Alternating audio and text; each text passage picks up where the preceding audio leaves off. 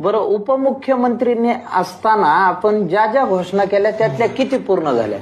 जवळपास सर्व पूर्ण झाल्या. बरं, त्यातल्या काही उल्लेखनीय सांगण्यासारखे आम्हाला? म्हणजे मी सांगतो की महाराष्ट्रात दंगा होणार नाही. बरोबर. महाराष्ट्रात एकही दंगा झाला नाही.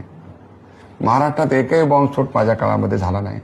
मुसलमान आणि हिंदू समाजात आधी खूप तणाव होता, तोही तणाव दूर करू म्हणलं, तो झाला.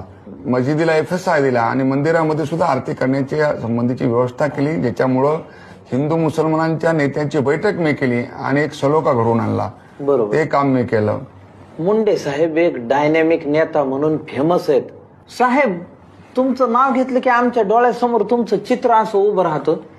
तर तुम्ही पहिल्यापासूनच अशी ड्रेस घालता का? नाही, पहिल्यापासून नाही घालत. बर.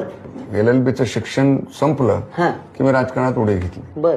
आणीबाणीत मी जेलमध्ये होतो 16 महिने. आणीबाणीतून बाहेर आलो. 78ची निवडणूक लढली. बरं. तेव्हा मी पॅन्ट भूषण